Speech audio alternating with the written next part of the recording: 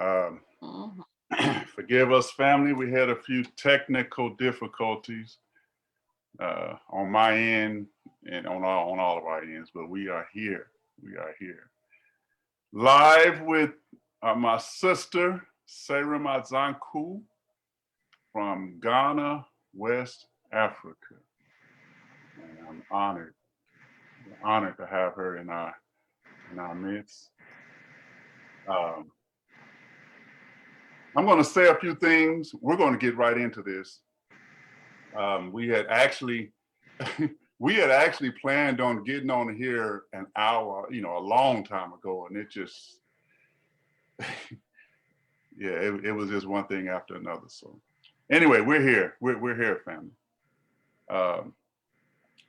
So, Shalom. Thank you all for joining us. I'm going to read this. I believe this is important information because most of us in the diaspora were and still are being taught what to think instead of being taught how to think. Not just how to think, but how to think soberly and soundly in doing your part to address problems affecting your family and your people. So those that are on here, we're going to ask you to please watching this on Facebook Live on the World's Best Kept Secret. Comment, bring your questions. We're going to try our best to answer some questions. She is actually, she is a descendant of the biblical Israelites, right? I'm talking about, we're going to get into this. Share this on Facebook, and if you're watching on YouTube, please like, comment, share, subscribe, hit the notification bell, and we would greatly appreciate it. All right, but before I get into this talk, I want to somewhat set a tone by stating that even though we have some great individual minds out there that we are currently building on as a people, we are standing on the shoulders of even greater individuals who have laid a solid foundation for us to build upon. And I'm very grateful for this. I'm very grateful. For example, this idea that Blacks who were enslaved in the diaspora were descendants of the biblical Israelites, is this a recent revelation? Well, not at all. I'm going back to great minds like Prophets Frank S. Cherry, F.S. Cherry, and William Sanders Crowdy, who are on record as possibly being two of the earliest ministers who saw in the Bible and preached from their pulpits that the Black people in the diaspora were descendants of the biblical Israelites. So this was in the late 1800s. I'm not a Black Hebrew Israelite. I'm not a Hebrew Israelite. I'm not in that camp. Never have been. I'm just giving honor to the groundbreaking history that was in the very Bible that was used or misused to enslave us. So these great men had a rare conviction to not ignore this part of our history. And I'm sure they faced many threats and insults, probably from their own people. But time and much research has shown that this part of our history was indeed true. And our conversation today is actually confirming that history to be true. But we have many great minds who were part of our collective intellectual and cultural foundation in the diaspora. Okay, so here are just a few minds that all people, but Black people especially, need to be familiar with, like Frederick Douglass, Harriet Tubman, Booker T. Washington, Sojourner Truth, the Honorable Marcus Garvey, Dr. Carter G. Woodson, Fannie Lou Hamer, the Honorable Elijah Muhammad, Mary McLeod Bethune, Yosef Ben Yochanan, AKA Dr. Ben, Kwame Ture, AKA Stokely Carmichael, Chairman Fred Hampton, Sheikh Anta Diop, El Haj Malik Shabazz, AKA Malcolm X, Dr. John Henry Clark, Muhammad Ali, Dr. Amos Wilson, Huey P. Newton, PhD, Dr. Martin Luther King Jr., Dr. Ivan Van Sertima, Kwame Nkrumah, and I did not know that this was, or was it yesterday, that was Ghana's independence anniversary? Right. when I had typed it out. Independent from colonization. Yeah. From official colonization. Wow. Wow. Right. Yeah. Kwame Nkrumah was their president who led them through, led Ghana through that. Right. Alfredo Bowman, aka Dr. Sebi, Dr. Leila Africa, and I must mention some because everyone who I mentioned has passed away, but there's one that I must mention that's still alive. That name is Assata Shakur. But the list goes on and on and on. These are all of these names should be familiar to us and taught in school. I often stress that even if you have taken so-called African American history or went to an HBCU and you were not taught about Frank Cherry and William Crowdy, along with the other great names on this list, you have only been taught part of so-called African American history. We are only taught part of the truth. And I've been asking the question for years, is part of the truth still the truth? No, it's not. So we need to know our complete story, which is our responsibility, not to relieve any school of the responsibility of truly educating our children, but at some point, we must stop expecting someone else to do what we are called to do and we can do. Anyway, we have people today, Black people, who are continuing to build on the foundation laid by those great names and others, and are using more knowledge and understanding of our history to enlighten and inspire us to be more than we were back then, and inspiring us to want to be more than we are right now for the sake and growth of our people today and our future generations, our children and their children. So, what we're talking about today in this conversation is really nothing new. What we're talking about today is really nothing new. Would you agree, my sister? Yeah. I 100% agree. Yeah, it's really nothing new. There's nothing new under the sun, Ecclesiastes 1:9. I make it a point to continually remind myself and others, although many times some of us can be quite harsh on our forefathers, it is healthy for us to give our ancestors great honor and respect because, yes, they had blind spots as we all do, but regardless, we are standing on their shoulders. God uses people to build people, and nobody is perfect. So the next generation will stand on our shoulders as they fill our blind spots. The next generation will do the same. And this is how it is supposed to be. So the point is, as individuals, we are very much limited, but together we are a strong force, right? Unity is strength, division is weakness. Yeah. There should be a harmonious flow with our ancestors' struggles too, connecting the past with the present and therefore connecting us to our ancestors. Just keep a clear and healthy context. I think this part is overlooked sometimes, especially in the diaspora. Obviously, our story is different in the diaspora because of our history and culture being stripped through this new and unique Western type of slavery that had never been seen before in scripture or history. The type of slavery that strips a people of their history and culture. So remember the biblical Israelites, after they left Egypt, they knew they were Israelites. They were never confused about who they were, even though they were brutally enslaved. For us, it's a unique situation. Anyway, our ancestors were very intelligent people, just like us. So understanding their struggles a little better helps us become more efficient in our struggles. So without further delay, let's get into this conversation with this lovely young lady that we have right here. So today I am honored to have, once again, Seyram Adzanku from Ghana in West Africa. Thank you, Sarah, for taking time to do this. Thank you. Thank you so much, Brother Rodney. The honor is completely mine because as I always tell you, I have learned so much from you, and I just thank you, and I thank God for you and what you do.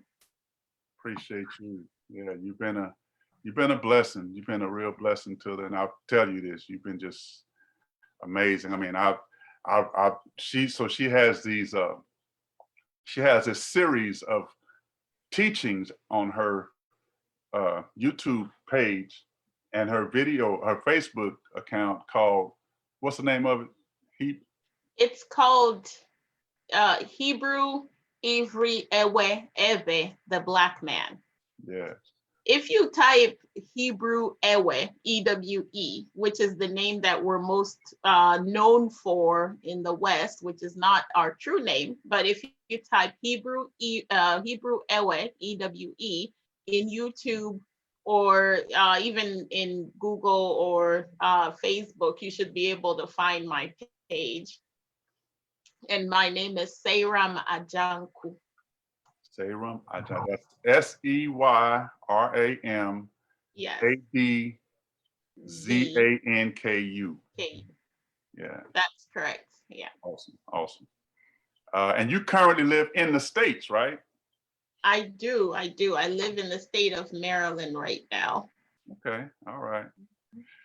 Now, I'm the guy who anytime I notice what I think might be an African accent, so-called African accent, I'm the guy, I will ask, I don't care where I am. If I see somebody and I think they're from across the waters, I'll ask, where are you from? You know, so you've already said that you're from Ghana. What part of Ghana are you from? Yeah, so I'm from the southeastern part. Okay. You know, I'm the same way, by the way. I'm always asking people where they're from. It's a cultural thing, though. I have to explain that because it's a cultural thing in our culture, in Ewe culture. When we meet people, we don't only want to know their names or, you know, how they're doing, but we're always wanting to know where they originate from. You know, we want to know whose people you are, you know, so it's only second nature for us to ask, you know, where are you from? And really mean to want to know, not just to ask. Right, yeah. You know? Yeah. So yeah, I'm from the southeastern part of Ghana. It's called the Volta region. It used to be actually historically the entire eastern side of Ghana was the Volta. But then it's been divided, you know, in recent times because of political reasons.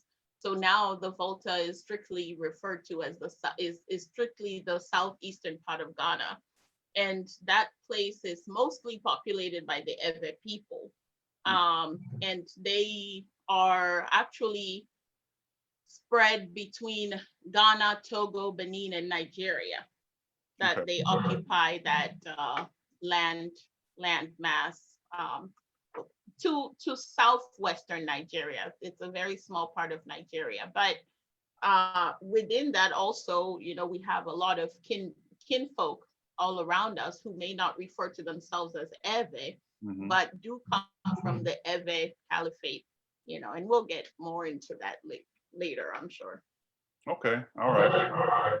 Well, you kind of went into my next questions. I was going to ask, well, so now, do you? Sorry. No, that's. Hey, I love the flow. I love the flow. So let's just keep it flowing. You're doing excellent. Okay. Excellent. Alrighty. So now, do you know this? Do you know how many tribes Ghana has, like that are in Ghana? No, I don't know how many, but I know there are a lot. Okay. Because Ghana is mostly made up of people who came from somewhere else.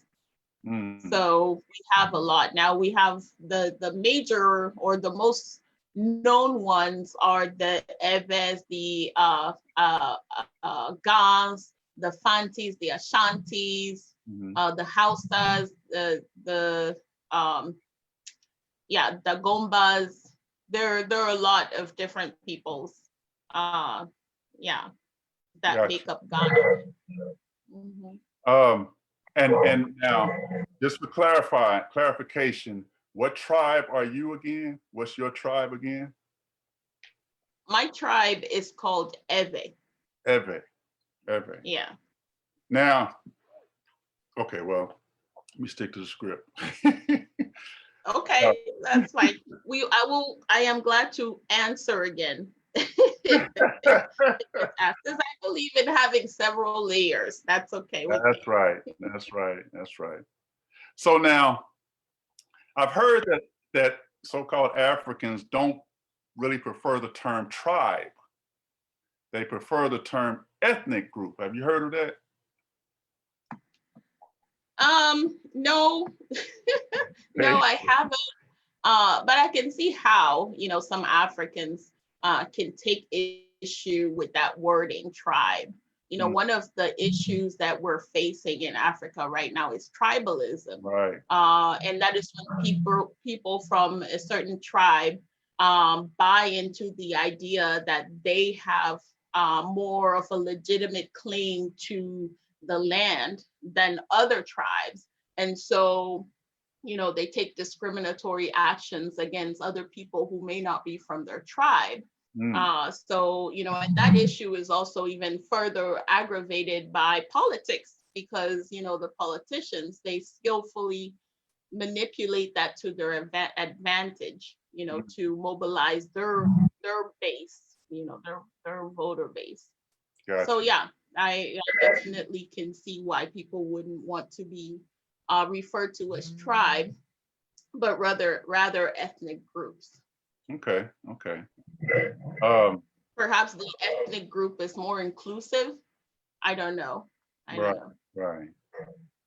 Yeah, see over here, I've heard people, so like I was kind of saying at the beginning, there's a difference, of course, between us and the diaspora and the ones who are still intact with their tribe. And so in this journey, I've noticed that a lot of us over here, when we start talking about ancestry and all that stuff, then they start throwing the word tribalism, right? So they actually, I've heard people actually kind of make a comparison like, well, you don't want to get into tribalism. Right. But over here, see, over here, I kind of take issue with that because over here, I understand what they're saying, of course, but it's kind of like, okay, it's something that we need. Like we need to know this stuff, right? It was stripped from us, so we need to know it. And I think to get to the point that we're actually in tribalism is way down the road. I mean, that's way down the road. So it's almost like, somebody saying, don't,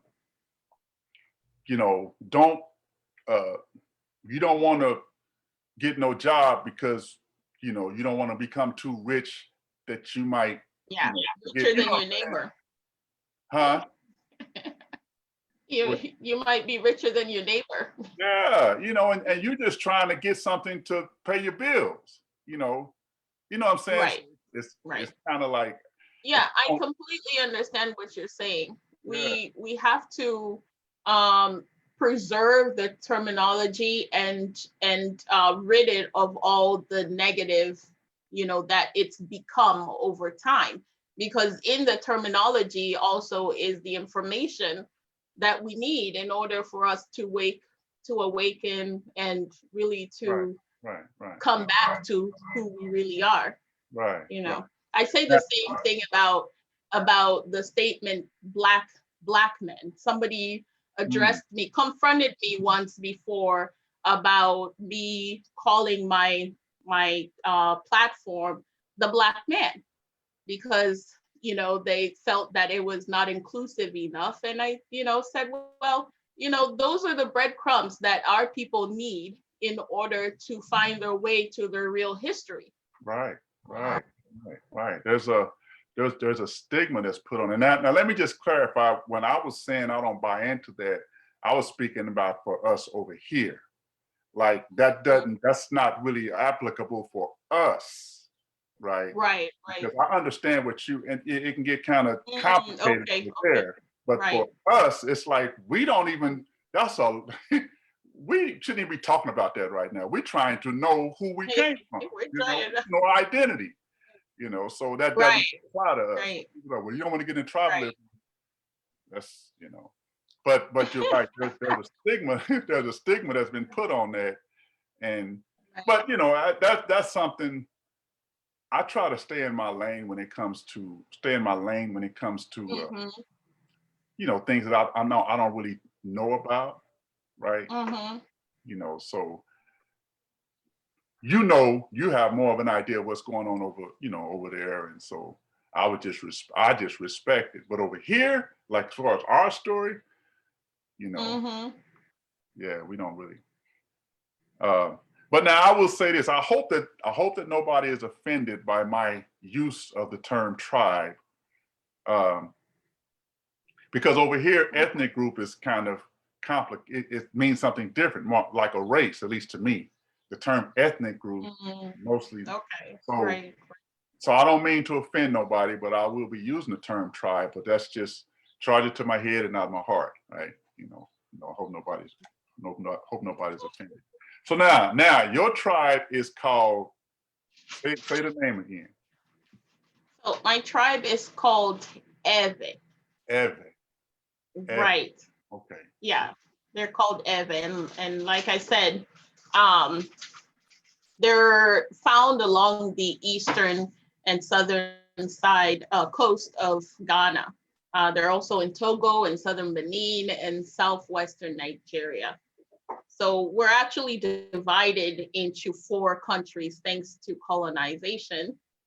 So when the Euro colonial powers decided in 1884 to divide the entire continent of Africa amongst themselves, so the Ewe Caliphate, like many other African tribes or groups, found themselves separated from their brothers by artificial borders imposed on them. Right. So the name of the tribe has been erroneously written and pronounced by Europeans as Ewe, E-W-E, instead of Ehverh, because they couldn't make that V sound. And EWE is a female sheep, and the people don't call themselves that at all. In fact, they would be offended. We say Ehverh. It is pronounced by creating a vibration sound with your pursed lips while you're forcing air out. So the name is Ehverh. So, and that name became what we now know as Hebrew. Now, this is gonna get interesting, people. I'm telling you, this is like they call in court the smoking gun. Okay, this. So now, Ewe. Now you just said it's translated as Hebrew. So now, for anybody who wants, we're going to get into this some more, but if you go to blueletterbible.org, .com and .org, one of them two, and if you type in Ehverh, because everybody who does this research knows that the word Hebrew comes from the word Ehverh, right? So if you go to blueletterbible.org, which is Strong, this is Strong's Concordance, Concordance, or you can get your Strong's Concordance, but if you look up Ehverh, and if you look where it says pronunciation, there's a V instead of a B. And if you push that button where you can hear the pronunciation, it'll say Ehverh. The word was Ehverh with the B that is still over there on the side, but when it says pronunciation, it's amazing. And it's a lot of words in the Hebrew language, original Hebrew language, like Abraham, there was no B, it was a V sound. Right, exactly. Yeah. So it gets pretty interesting. Right. So now, Ehverh, which is your tribe. Now, even when I went to Ghana early last year, right before the pandemic. And I was riding with my brother, my driver, and he had the radio on. And they use the word Ehverh. I mean, what she's saying is it's just what it is, They don't call themselves Ewe. Like if you go to Wikipedia, they call them AWE. Right. But the proper pronunciation is Ehrverh. I saw a young lady in the airport, like you said, I'm always asking. I said, where are you from? And she said, Ghana, I think. So I said, what's your tribe? And she said, Ewe. Now, they'll say this, correct me if I'm wrong, sister. They'll say this because they know that's what we're familiar with, right? Right. Mm-hmm. Because I said, but it's really Ehrverh. And she looked at me and she just smiled. She said, that's right, that's right. Right. they say it because they think that you won't be able to pronounce the V. So they're trying to help you out. Oh, okay. By doing that. But then in doing that also, we're still doing damage to our own history. Right. So now what's happened is that since the Europeans wrote our name like that, and we ourselves have continued to perpetrate that error. Mm-hmm. So if you go Google us, you have to type EWE in order to find any information about us. Yeah. You know, you can't really type Ehverh and find enough information. Yeah. So yeah, that has to stop, because you know, now we know better, so we have to do better. And I'm speaking to my Ehverh brothers and sisters who do speak the language back home, and also those in the diaspora, whether they speak or not. That's right. That's kind of like raising children. You know, even though we're tempted to come down to their level, and you want some wah, you know, but it's better to say that you want some water, right? Right. We call them, what they call them, big boy words, or big, you know, whatever. Right. So, all right. So your tribe, Ehrverh, is better known to the world as, it's better known as Hebrews, right? I mean, that's what that word translates as. Mm-hmm. Now, are you Seyram? Mm-hmm. Are you the only one? Seyram. Mm-hmm. Are you the only one making this claim? No, not at all. No, I'm actually the newbie. You're the newbie, huh? I'm the baby. So who else? Go ahead. Yeah. There are other people who are who've been making this claim long before I came along on the scene. And actually, the author Mauli Mauvi, who is also a prince, explains this Ewe perfectly well in his book titled "The Bible is the Black Man's History Book." Let me go grab it right quick. Let me go grab it right quick. Oh, you have it with you?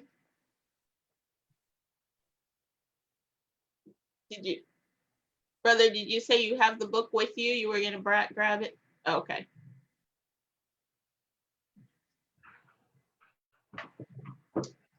All right. Sorry about that. That's okay.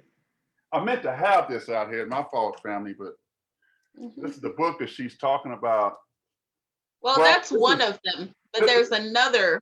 This is his first book, but this is the book she's talking about, right? Right. That's the one I'm talking about. Right. Bible, Black Man. This is his second book. This one was his first book here, right? Mm-hmm. This, if you can get a copy of this, woo. But both of them, and he has a few books out. I've read all of his books. He has some good stuff. Really good stuff. Really good stuff. Yeah. So he explains that really well in his book, and other things as well concerning the Black identity of the original Hebrews. Yeah. And also Rabbi Akwete Ama also spoke extensively about this. And also my sister, Dr. Only Love Chika Alston, has written about this also in her book titled Prophetic Whirlwind, Uncovering the Black Biblical Destiny. So you can just look her up, or look up Prophetic Whirlwind, and you'll be able to find her book as well. Now, I don't have her book. You need to get it. I do need to get it. She goes in. I did watch her. She looks at many different tribes within Africa and the diaspora. Right. Yeah. So I was very impressed when I saw her presentations, and she is really good. Yeah, I was very, very impressed. I mean, I was just, yeah, good stuff. So Only Love Austin, right? Only Love Chica Austin, or just Google prophetic whirlwind uncovering the Black biblical destiny, and it'll take you straight to her website. Got you. Now let me ask you, did you grow up as a Christian in Africa? Did you grow up as a Christian? Now, I did. I was raised going to church. I was a Christian, or I'm a Christian from Africa. I don't neglect the wording Christian because the original Christians are Hebrews. It just means that they are the ones that continued the legacy of Christ and followed what Christ told them to do. Now, whatever the so-called foreign church did with that, that's on their heads, but the original Christians are Hebrews. Right. So in my early childhood, we attended Sabbath keeping churches, actually, because my grandmother and my mother gravitated towards those kinds of churches. But I've always, throughout my upbringing, it's been, by the grace of God, through teachings of the Bible. Okay. Now, is Christianity in Africa the exact same as Christianity in the Western world? Okay, well, there are similarities and there are differences. I have experienced both. And I have found that African Christianity is more active. I dare to say that it's more alive. Perhaps that's because basic needs are not always as readily met as they are here in the West. So that's the difference that I have seen, which is that people are more fervent in their faith. When they read the word, they believe that it says what it says, and they're more active participants in the doctrines. Yeah. Okay. Now, so now you grew up as a Christian, which meant that you grew up reading or familiar with the Bible. Now, did you always know that your tribe was actual physical descendants of the biblical Israelites? Is that something that you always knew? No, I didn't always know. I didn't grow up knowing. Okay. Like I said, I'm the baby, I'm the newbie in this awakening. I came to know kind of around the same time that a lot of people were coming to know. That was when the 400-year prophecy was being declared as becoming imminent. I came across a lot of material at that time, materials from the likes of Rabbi Akwete Ama, B'nai Israel, I believe, and others. So I found the Hebrews, it is a Hidden Hebrews series, very, very intriguing, and it kind of, caused me to have a voracious appetite for all this information. So I just took to studying and asking questions. So I asked my grandmother, and she told me about her story. I asked her whether she knew, and she said, at first she said no, and then she thought about it and she said, but my dad always claimed that he was the son of Abraham, a descendant of Abraham, and he always he rested on Saturdays, even though he wasn't going to church. He stopped all his work on Friday evening. He would do some ceremonious cleansing and dedicate the Saturday to the worship of who he called Mauga, which is Mauga means the great God, which is who we call Yah. And so he had a special hut, actually, a special enclosure that he had made where everybody thought, well, a lot of people thought maybe he had idols in there, you know, but he told them he was worshiping God in there. And so nobody was allowed to go into that hut. So he would go there, and on the Sabbath, he would go in there. We don't call it Sabbath, by the way. We just call it, it depends on what profession you are, but I'll go into that later. So he would go in there and he would spend time in there. Nobody knew what he was doing until after he passed away. And then they went in there. All they could find was a vessel of water, which was the vessel of purification for him. And then they went into the inner, the hut itself, and there was nothing in there. It was empty, you know. So when she told me that, I said, wow, that's amazing. That was, to me, that was the confirmation that I needed to know that her dad was actually worshiping the Most High. Nobody knew this. I'm sorry? Nobody knew what he was doing. But well, people, it's interesting because there is a book that was written by a German anthropologist in the late 1800s. His name is Jacob Spieth. This book is available on Google.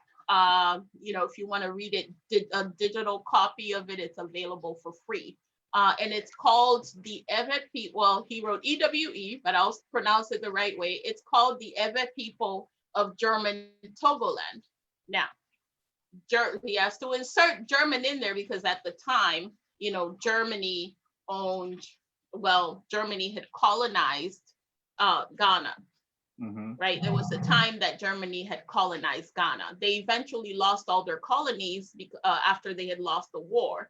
But you know, he named it that because the eastern part of Ghana, which is the Volta side, which is predominantly inhabited by the Eves, and the land of Togo were all one, and they were all under German rule. So Germany had partitioned the land into Western Togoland, Western German Togoland, and Eastern German Togoland. So he named that book the Ewe People of German Togoland, which means the ones on the Ghana side and the ones on the Togo side.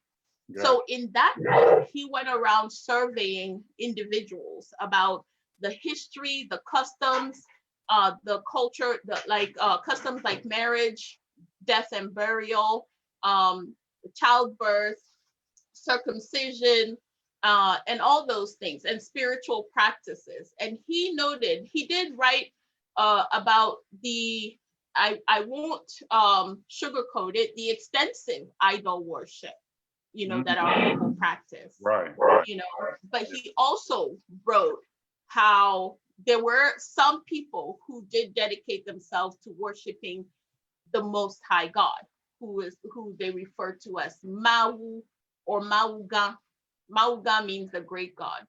So in that book, he wrote word for word, just as my grandmother had described to me how her dad practiced his worship of the great God.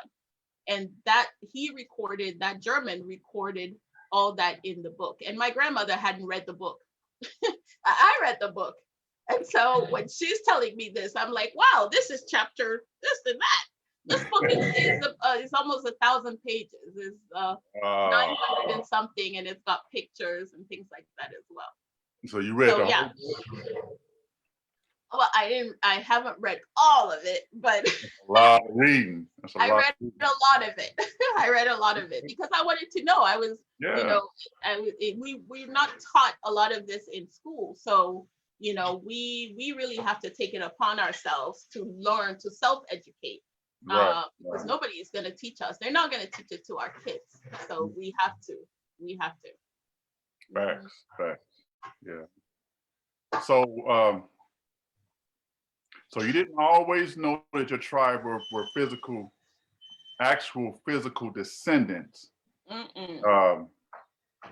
So my next question was, I think you kind of answered it, but I'm gonna ask it anyway.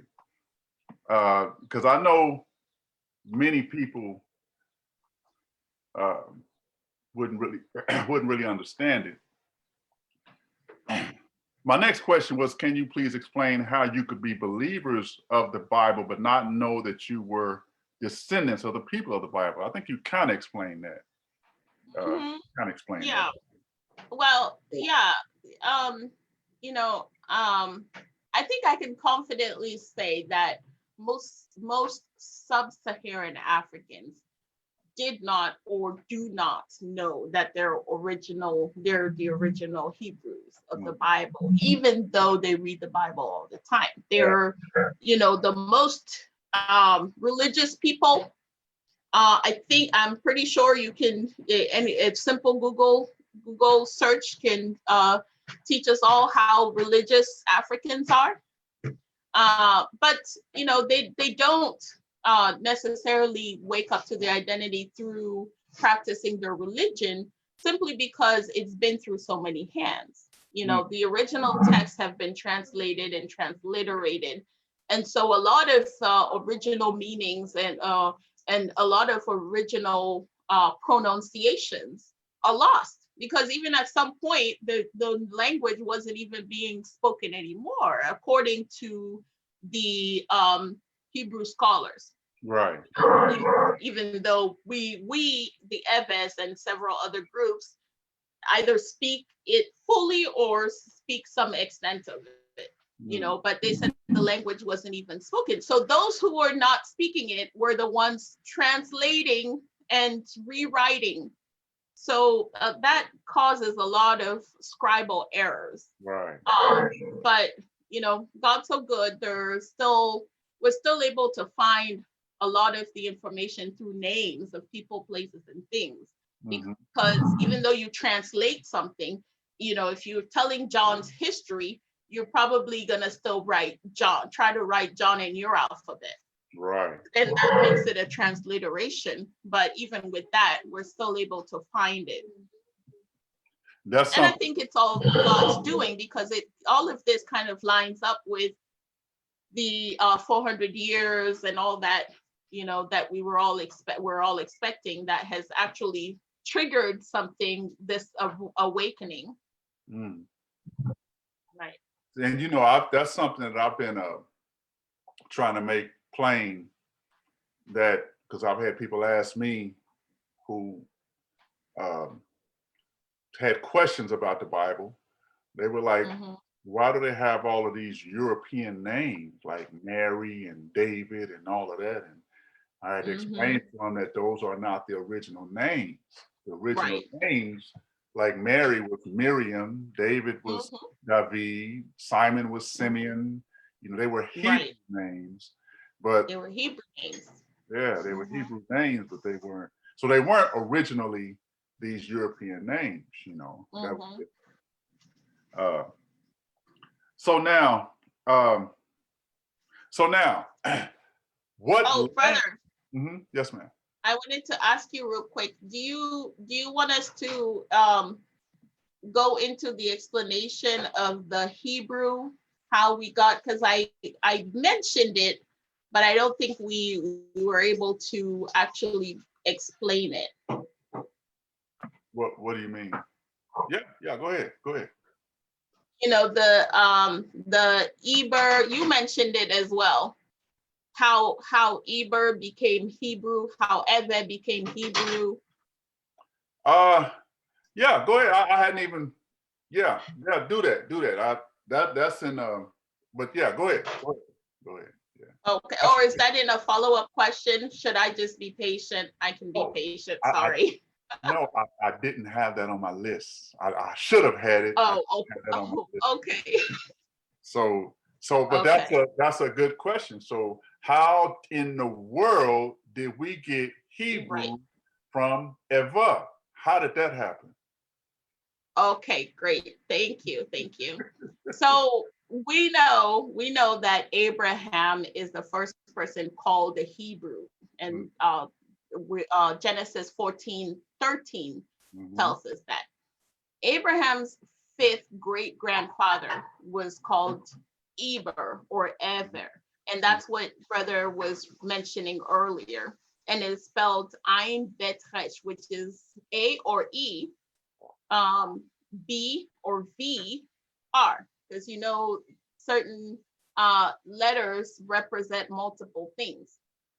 So according to the dictionary of etymology, the word Hebrew came from the late Old English, which also came from the French. The French pronounced it Hébreu.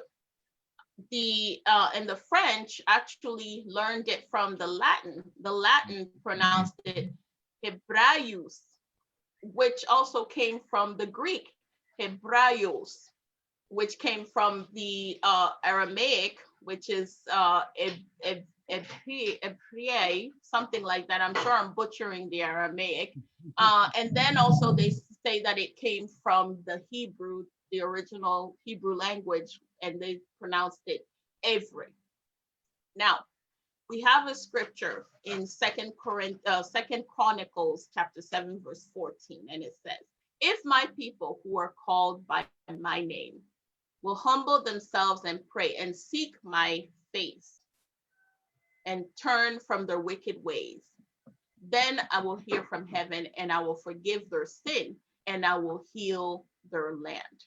Now, brother just explained to us that if you go to the Strong's online, the Blue Letter Bible, and you just type Hebrew, you will see the original. You type Eber, you will see how they pronounce it. And I would even take it further and say, if you go to Google and you try to say Ewe, they will write EVER, and they will pronounce it EVER.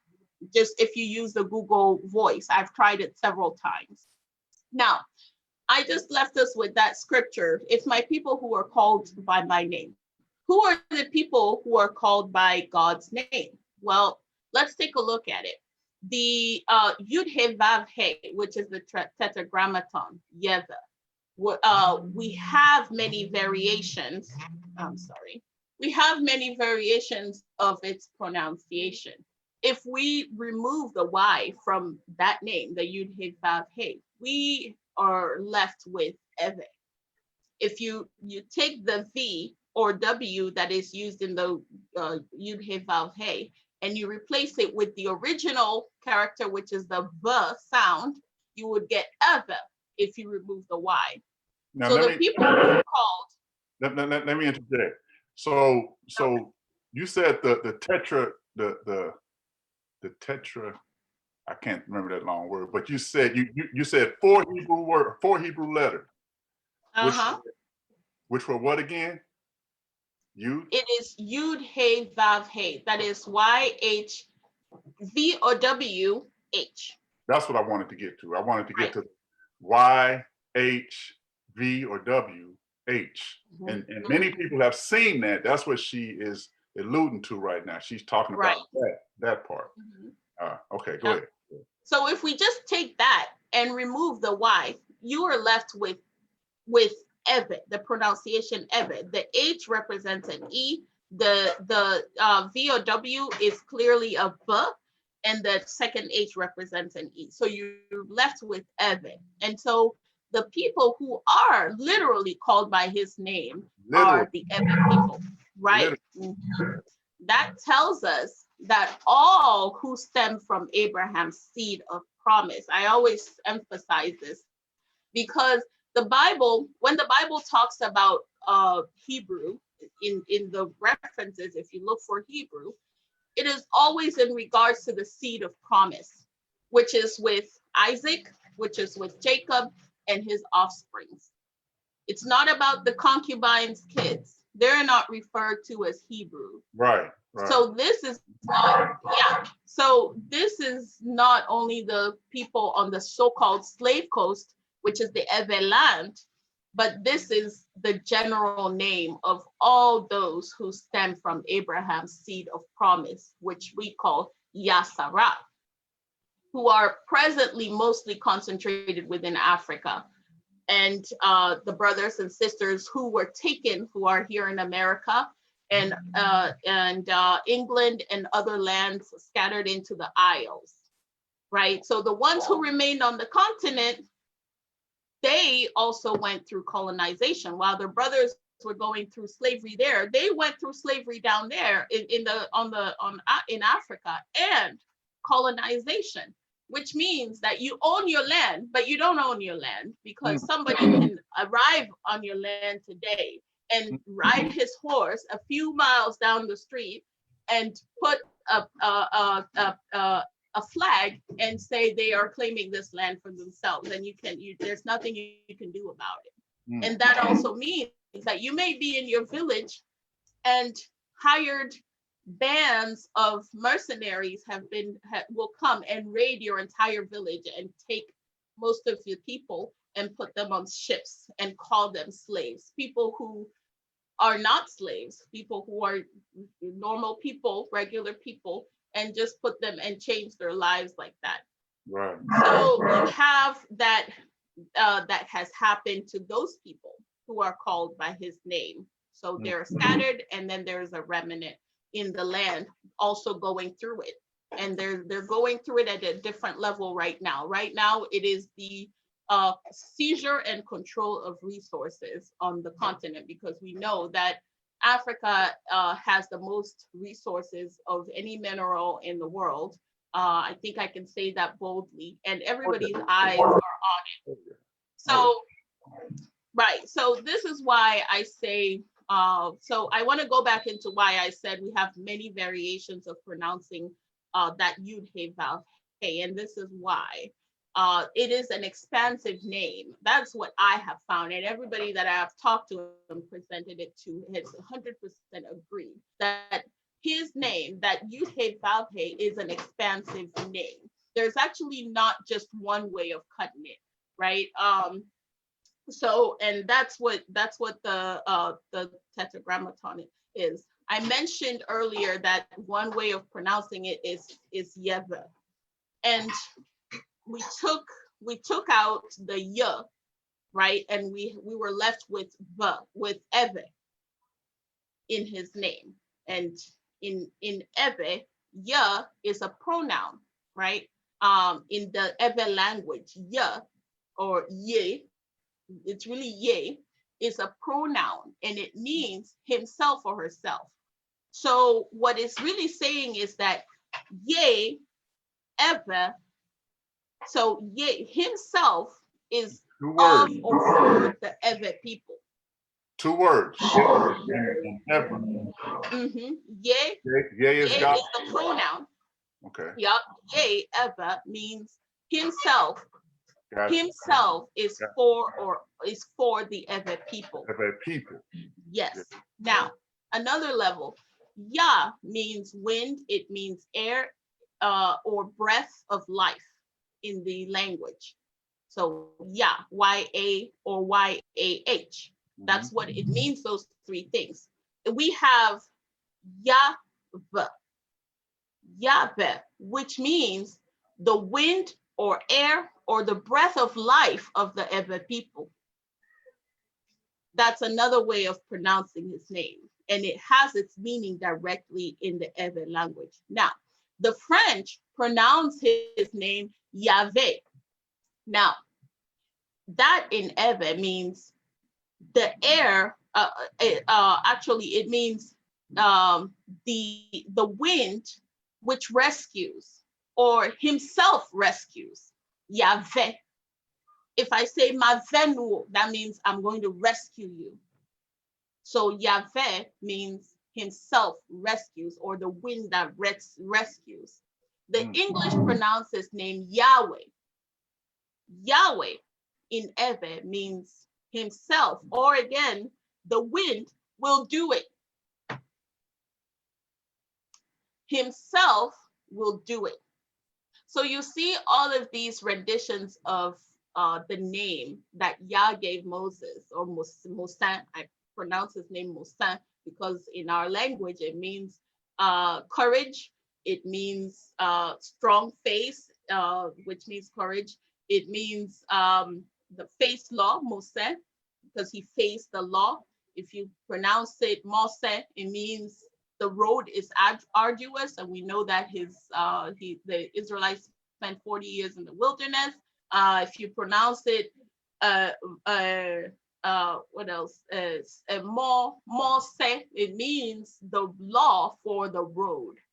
So the Ewe language has retained all of these meanings of names that were actually passed down, which were transliterated, but we can find them in the Ewe language, including the name of the Most High, which is the Yud-Heh-Vav-Heh.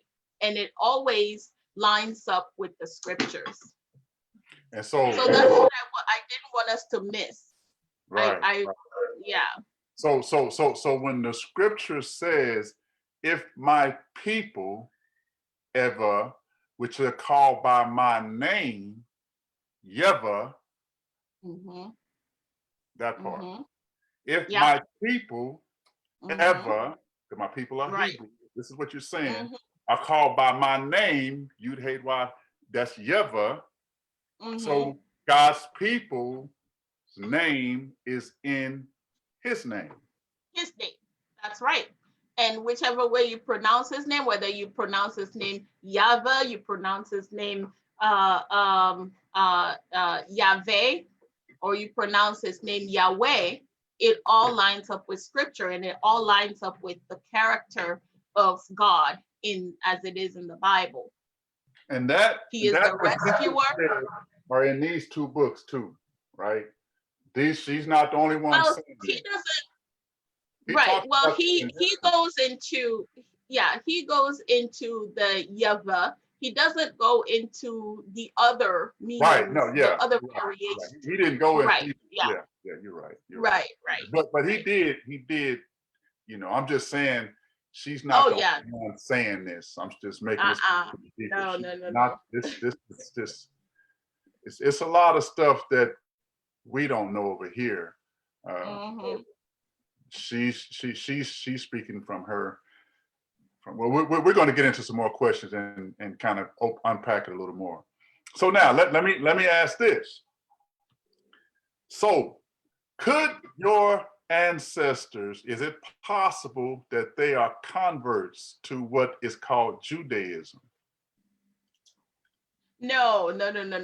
Because you know, our ancestors and ourselves currently, we practice our culture. It's not a religion. It is the culture, and I've heard Rabbi Ekwete teach on this before, that it's culture and text first. It's not, we have to not look at it through the lens of religion. We have to look at it as a way of life of the people. So they wouldn't have practiced Judaism. They would have just lived their lives according to the teachings that they inherited from their fathers and their great grandfathers and great and so on. Excellent. And that's one of the misunderstandings many people over here, is that the understanding that when God gave his people the covenant or the law in the Old Testament, God gave them their culture. That was their culture. Thou shalt not, that was their culture. Culture means a way of thinking, basically. So that was who they were. Like your culture gives you identity. So that's who they were. Right. And you know, and even to the extent that it's so deeply ingrained, like practices such as say circumcision. Nobody's going to tell you to circumcise your child. You know that you're going to circumcise your child. And you want to do it during their infancy. Usually people do it after the first week. You know, with when we, with the our exiles and scattering and everything, they've had to adapt in different ways to survive. But a lot of those cultures continued even till today. A lot of people, not just the Eves, a lot of people still circumcised all throughout sub-Saharan Africa, and I hear Eastern Africa and some Southern Africa also. There are things like the purifications, you know, up in the book that I referenced about the book that the German anthropologist wrote. He even goes into that, you know, and that's a form of baptism where you go into the water to wash, to ritually cleanse yourself, and all that. Now, you know, me being a believer in Christ, and you know, believing the Most High, I am always leery of driving people into seeking African traditional religion. Right. Because, you know, people are falsely led into that. African traditional religion, as it is taught in the Western world right now, is not original to the original Hebrews. It's not original to the Eves. And you can even find that in the book that I reference and other books. A lot of people will tell you, oh, you know, we didn't always used to worship smaller gods with the small g. Our fathers used to worship only the Most High God. But then we thought that because God had been silent and wasn't speaking to us directly anymore, we thought that our sins had driven him away. And so now, in order to communicate with him, we have to go through these smaller deities, and, you know, some that we fashioned with our hands and some that we imported, because our people love to do that. They love to, wherever they travel to or wherever they sojourn, they adopt the idols of the original people and take them with them, which is one of the main reasons why our people ended up in the predicament which they are in now. But God's so good, we know that the story ends well because it's written in the Bible, right? It ends well for us as long as we will humble ourselves, and turn to him. You know, it ends well for us. Yes.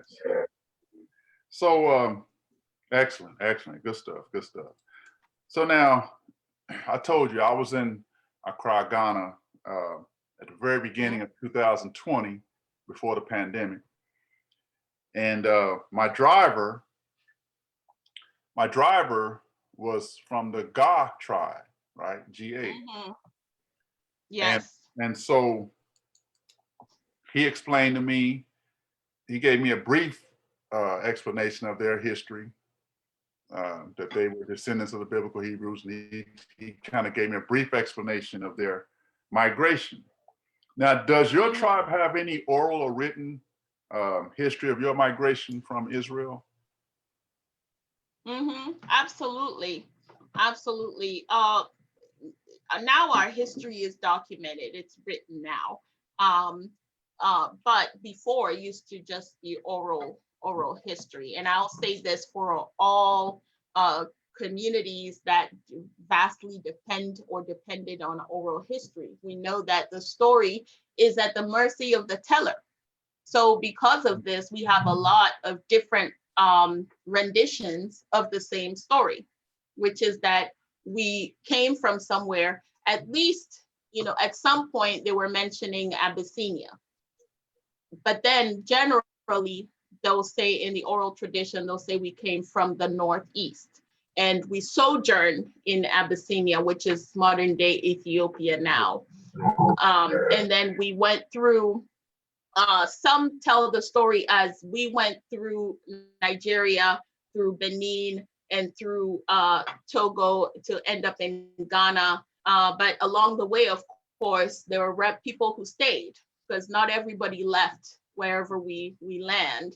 And then there are other routes which go through the present day Chad and Niger, Burkina Faso, and so on.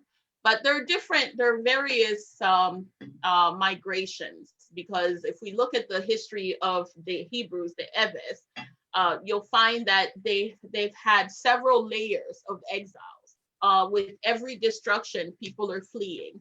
And their favorite place to flee to is Africa. And the Bible has documented this extensively. And we have historical documents, non-biblical historical documents as well, which have pointed this out, as well as old maps. So yeah, the people say they come from there. Now, what we have that we can actually use to verify this information is the names of certain places still remain or remain in the in accessible documentation. Some of their names have changed now, like a place like Egypt, that name has changed. You know, it didn't used to be called Egypt, used to be called Mizraim and Kemet. And in Ewe, Kemet means in within the sand. And then the place where we find the country that is Sudan now, Sudan used to be called, what did it used to be called? Ketu. It used to be called Khartoum, right? It used to be called Khartoum. In Ewe, we say Ketume. Ketume means in the bowels of the sand, in the bowels of the sand. And then our migration says we sojourn in a place called Seme. Seme actually is found in a map. Well, it's a description by John Ogilvie, which is a document that is dated in the 1700s, where he actually says that there were Hebrews in this place called Seme, and Seme was between Sudan and it went down to the Congo, and to the east to Ethiopia, and to the west all the way to Benin. And that whole area was, according to John Ogilvie, who was a chronicler of the king in the 1700s, King of England, I'm pretty sure. According to him, there were Hebrews in this place called Seme. Now, the place is no longer called Seme, but there is a town at the Nigeria and Benin border that is called Seme till this day. To this day. And then we have other locations that we have named, and a lot of times what we've done is imported names. What I didn't mention, I started in Egypt, but actually Kana is the land that we call present day Israel.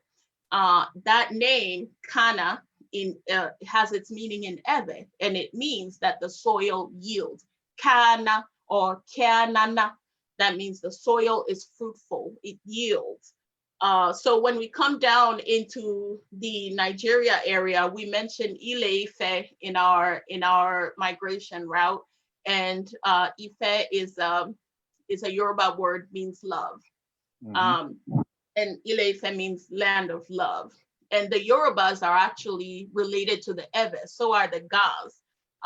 And they are we have enough documentation that says that there are also Hebrews. The Igbos as well, they are also, there's a lot of research that has been done about them and have really traced their Hebraic culture and practices. And there are other tribes within Nigeria as well. And then you go to Benin, and then we name a place called Tado, and Tado means the head has arrived. So, and Rabbi Akwete had mentioned this before, because he also did a video about the migration routes of the Eves, because the Gas are also related to the Ewe. I'm not saying that's the only reason he did it, but he did do it. Yeah.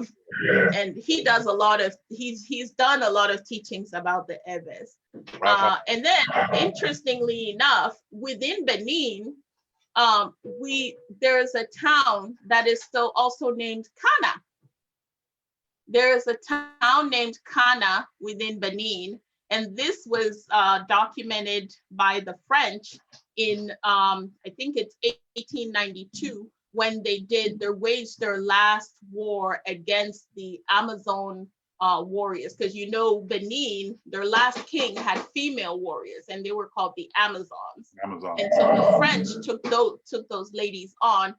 They tried several times, but the last time was in 1892, and the French prevailed against them. And the French generals were rewarded by their king with a medal. Yeah. Sorry. You mentioned I those can go on for Amazons. days. That's okay. You mentioned those Amazons. Now those were African women, army, 100% women, and they beat the brakes off the French, right? The French, yeah, several times. They didn't like they stole something. These was women. So that's where the myth of these big, huge Amazons came from, because they couldn't admit that they just got beat by some women. Oh yeah, you're right, because they I'm sorry, I'm interrupting you. So sorry. Go ahead. Oh no, you're fine. Okay, all right. Yeah, so they did did do these caricatures of these women to make them look like monsters, when they're not. They're just skillful warriors, and the French couldn't admit that. So in that place called Cana, we can see that it was simply an importation of that name that we previously knew.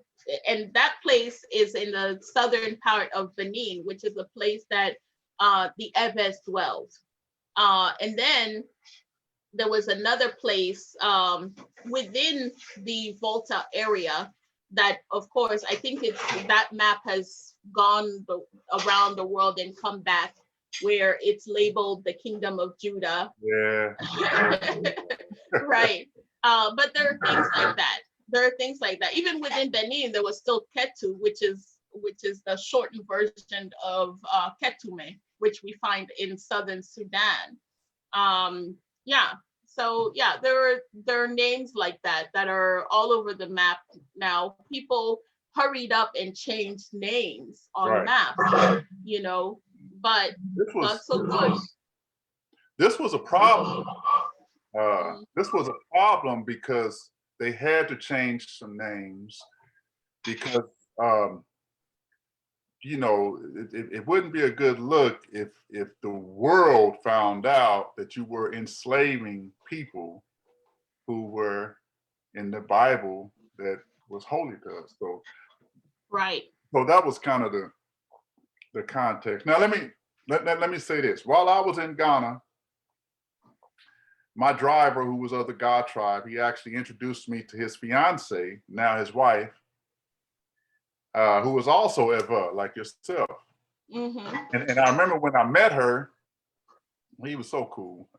If anybody's going over to Ghana, his name is Seth, and I'll hook you up with him. He took care of me. But that was his fiance back then. So he took me over there to meet her, and she was Ewe. And so they got married this past September. He sent pictures and videos. It was very wonderful. Yeah, it was too cool. I called him up, and because we were talking about doing something else. And so, but he sent me that, pictures and videos. And there were actually two ceremonies. He told me there were two ceremonies. They did two ceremonies. One of them was a traditional African ceremony, I believe. The other one was kind of like a Western ceremony, kind of. If I'm thinking that's what they did. There were two ceremonies, which was interesting. But I remember, and I recorded the conversation. I don't remember all that. But he did something called knocking, and I heard you talk about this before. Right. So he did something. He was explaining. Now, people, I want y'all to listen to this. This is because what I'm getting to is what she's explaining is that her tribe is called Ehverh. Ehverh is the original name for Hebrew. We've talked about all of this stuff. If you go back and watch it, she's broke all of that down. It is the original name for Hebrew. And she's explained some of the cultural things that they did and still do, even her language. We haven't really got into that, but the language she did a little bit. So now he did something called knocking. Now, can you help us understand the dating process from beginning to end and how that relates to the Bible? Yeah, sure. I can definitely do that. So the Ewe marriage is very Hebraic, and that goes for marriage pretty much along that sub-Saharan Africa area. And they all follow pretty much the same process. So the Ewe marriage customs are in four parts. We have Yometiti, which is the betrothal, right? And we have the courtship, which can last from months to years, depending on the bride's age and the groom's readiness. Because remember, the groom has to go and prepare a place for his bride before he can bring her. Is what we call the knocking, and it literally means knocking, to knock on a door. And then the final step is called akwedada, and that means thanksgiving. So the betrothal, it's simply a discussion that leads to an agreement between the fathers. And we find this in the Bible in Genesis chapter 2, verse 18. And I think that is Rachel being married. And then we find it also in Mary and Joseph's union in Luke chapter 1, verse 26 to 27. Now, the second stage, which is Yometiti, it means the pursuit. That's the betrothal. And that is a discussion also between the fathers. Now, that's what I just mentioned. I mentioned the biblical part, and then I just mentioned the Ewe, which is the Yometiti. Now I'm getting ahead of myself a little. Okay, so now the next step, the second stage, is the courtship. Now in the Bible, we have in Genesis chapter 29, we have Jacob serving for Rachel, right? He actually serves for Rachel twice. And I'm saying this because in the Ewe courtship, it's a long process depending on the bride's age. Somebody may be betrothed in childhood. A girl may be betrothed in childhood, but she's not going to be, bless you, she's not going to be married until she is of age. That means that she can carry on her duties as a woman, both in the home and also outside the home. And that's a time that the two get to know each other. And during that time, the man actually serves. In the olden days, the man would literally serve on his future father-in-law's farm, or in any industry that he may be employed in. It may be fishing or farming, or herding, if they were herding animals at the time. And then he would also be giving gifts regularly to his future bride and to her mother and to his father-in-law. Now, the lady, on the other hand, she is usually sent to her future mother-in-law to spend some time to learn, how she performs her household chores and how she prepares meals that, her son likes and things like that. So there is that serving piece. So it's no surprise for us reading the Bible when we see that Jacob had to serve. It's no surprise that he served, because that's cultural. If he was able to serve, he would have served. If he wasn't able and he had the monetary means, he would have probably bought his way out of that. So now we step to the third stage, which is the actual knocking. And the Bible reference is in Genesis 24, verse 57 to 58, where we see Rebecca is asked for her consent. Her bride price is then, in that account, her bride price is given. Now, Genesis 34, verse 11 to 12, we also see Shechem, even though he's not part of the Hebrews, but it looks like he understands the custom. and he vows to give whatever is asked for him for Dinah. Remember, he had violated Dinah. He was willing to make it right and step up and pay her bride price. But her brothers did not agree to that. Now, in the Ewe knocking, which I mentioned, which is called hopopo, and it means knocking. So in that event, the groom and his family visit the bride and her parents. The bride is asked for her consent. They will ask her, do you know this guy? She would have known already. They would have already had these conversations. Yeah. Formally, they're like, who's he to you? Do you want him? Do you want to go with him? Yes or no? They'll say it they'll be more, they'll be nicer about it though than what I'm saying. So essentially they'll share drinks. If everything goes well, say the parents have agreed. So I'll get to this. So they'll share drinks and a meal, and the bride price is negotiated at this event, at the knocking. Now, go ahead. Oh, now you're talking about what your people do, and you're also correlating it to the Bible. Yes, exactly. Now, don't lose your thought. Don't lose your thought, because no, I won't. I've got my eyes in my brain, and on my notes. Awesome. Because over here,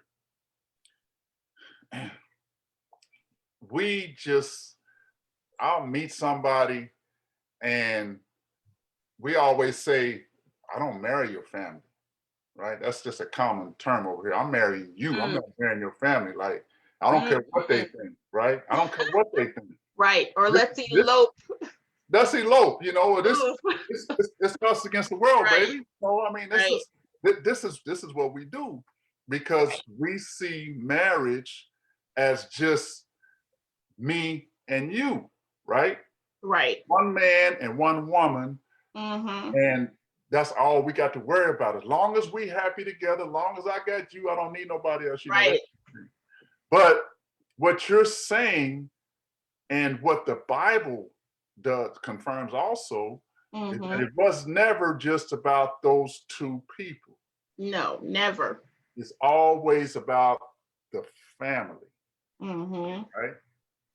That's amazing. When we wrap our heads around that, that is just a beautiful concept.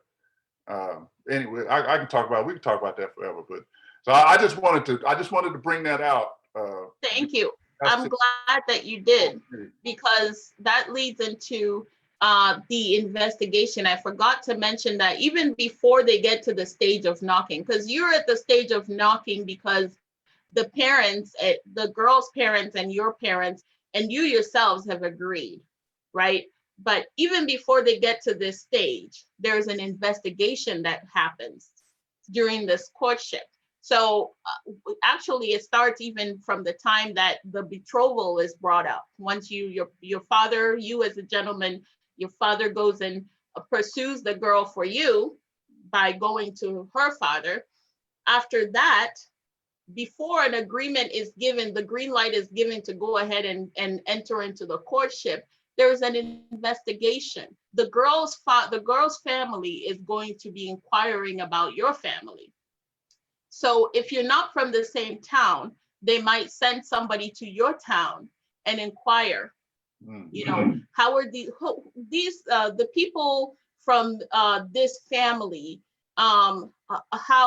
what is their social status? What is their financial status? What is their health and wellness? How is their spirituality? They want to know all these things before they give you their daughter. And the same thing with your parents. You as the guy, your parents will want to know about the girl's family, because you don't want to marry someone who has a criminal let me not use the word criminal, because it's misused here in the West, because they tend to label every moving Black person. Okay, let me just, so yeah, we all get the idea. So we don't want to invite certain things into our family. So, there might be, I'm so sorry, excuse me. I am so sorry. Just a minute. I think my daughter is misbehaving with grandma. Oh, Just- oh. okay. All right. So they're gonna.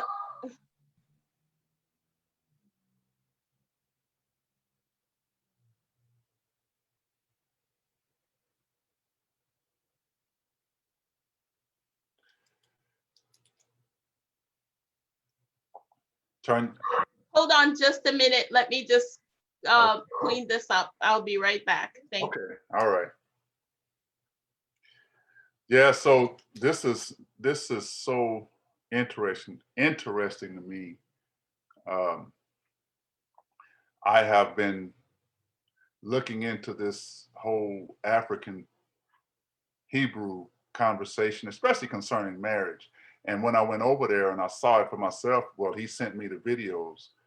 Um, it was just so amazing how the concept of marriage, and I heard Rabbi Ekwete talk about this also, about how the concept of marriage was never just about the two individuals getting married, because they were saying that if what she was talking about, they investigate what kind of families the different people come from.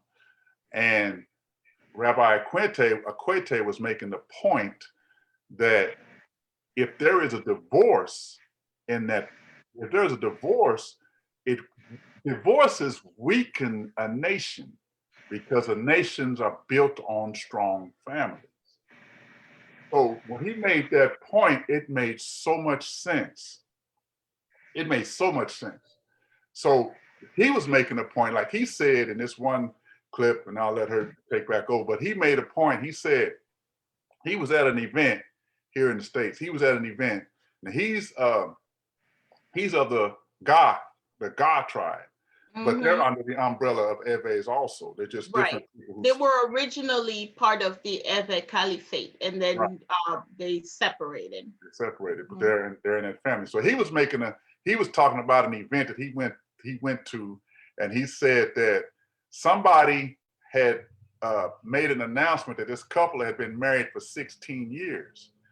And he said everybody just stood up and was clapping and stuff. And he was sitting there like, why is everybody, what's going on? And I guess somebody next to him said, well, they've been married for 16 years. And he was like, so? He said, that's what we do. We stay married. We don't, what's the big deal? You know? Right. But he can say that because of the structure, the cultural structure that they do is set up for the family. It's not this individualistic stuff that is so, it's amazing. So all this stuff has always been very interesting. If we're going to be more stable as a culture, we've got to set up a system for the family. Right. And to check up on who we're marrying. Yeah. That's very important. So, like I was saying, both sides are investigating each other. They're not spying on each other. They're just asking the people that they may know, people that know the family, about them, because, you don't want to bring somebody who might be a killer, because we have one of those in every society, even though the Ehverh are ancient Hebrews, it doesn't mean that they don't have vices amongst them. Right. Yeah. Right. So there's that going on. So, and then the last, so in the knocking is where they come to an agreement about the bride price. Now, the bride price is not to buy the woman. We don't sell women. the bride price is compensation.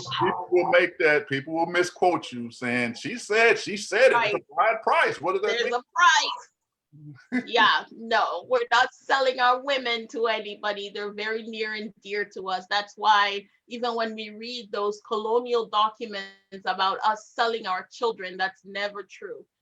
Just as the Africans who arrived on slave ships here in the diaspora in America and in England were not selling their children to their masters, the same Africans who left Africa were not selling their children there either. Right. So there's that. So yeah, the bride price is really compensation for the working hand that the family is losing through this through the marrying off their daughter, because when you marry, you're gonna go live with your husband. So you're no longer in your father's house and helping out, right? So yeah, so that is a small compensation for that. And they always make sure not to ask for too high a bride price, because that would make somebody feel like they're buying your daughter. So, you know, there's that. And so the last step, which is the final step, is the apedada, and that is the Thanksgiving. Apedada means Thanksgiving. So this is where the main feast happens. The bride and her family are presented with the bride price that's been negotiated and other gifts. The reason that I gave you guys for the bride price, like I said, is not to buy the woman. Now, the bride may also receive other gifts from her family. She is not necessarily giving gifts to the groom, but her family may give her, if they're well off, they might give her property, they might give her money and things like that, you know, just for her own keepsake, you know, so she can have means of her own as well. Right. So now, traditionally, now this isn't typically practiced anymore, but traditionally, back in the day, the bride and the groom would be led away into a room which was prepared for the marriage consummation for that very day, right? A successfully married woman will inspect the room when the couple is done with the consummation. And they will inspect the room because they're going to want to retrieve a white cloth. There would have been a cloth that they would have placed on the bed, which would have been white. And they would have gone in there. This woman would go in there to retrieve the cloth, because if the girl was a virgin, that cloth would have been blood-stained. And so that would have been her proof of virginity. And that cloth stays within her family to later protect her, just in case somebody comes and says, hey, your daughter was not a virgin, because in Hebraic custom, virginity is very important and highly valuable. So, right? not a proof. She'd be like, this is the proof right here. This is the proof. And we have that actually documented for us in Deuteronomy 22, from verse 13 to 19. It reads, if any man takes a wife and goes into her and then hates her and accuses her of misconduct and brings a bad name upon her, saying, I took this woman, and when I came near her, I did not find in her evidence of virginity. Then the father of the young woman and her mother shall take and bring out the evidence of her virginity to the elders of the city in the gate. And the father of the young woman shall say to the elders, I gave my daughter to this man to marry, and he hates her. And behold, he has accused her of misconduct, saying, I did not find your daughter's evidence of virginity. And yet this is the evidence of my daughter's virginity. And they shall spread the cloth before the elders in the city. Then the elders of that city shall take the man and whip him, and they shall fine him 100 shekels of silver and give them to the father of the young woman, because he has brought a bad name upon a virgin of Yasarah, Israel. Wow. And she shall be his wife, and he may not divorce her all his days. So clearly this is to protect the lady, to deter other people from easily divorcing their wives, just because, well, I ain't feeling you no more, that kind of stuff. We cannot have that, So those are the steps in the Ehverh marriage, which are very Hebraic as demonstrated. Now, this is also mirrored in Yah's relationship with Yasarah, with Israel, right? Because Israel is referred to as his bride.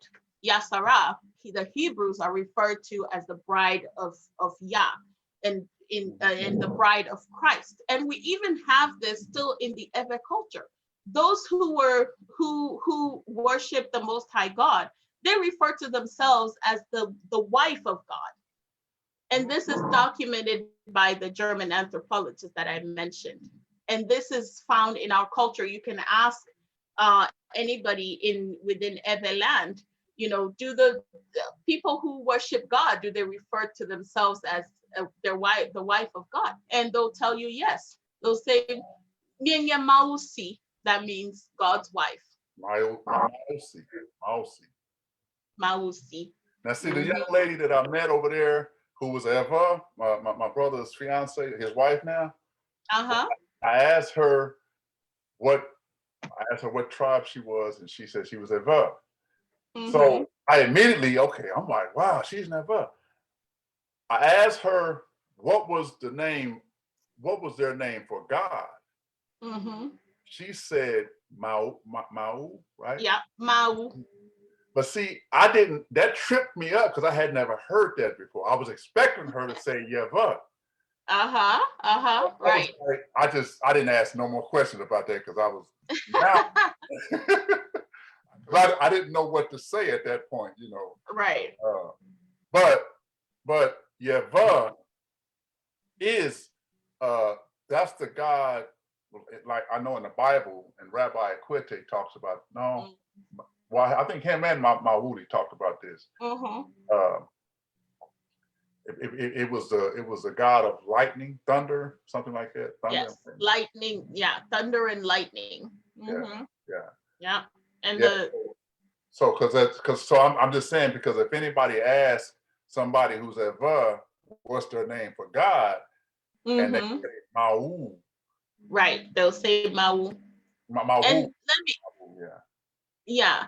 So, and the reason why is because, as our people are famous for, and also because of oral tradition. I always pin it to oral tradition versus documented. And there were reasons why we don't have documentation. Right.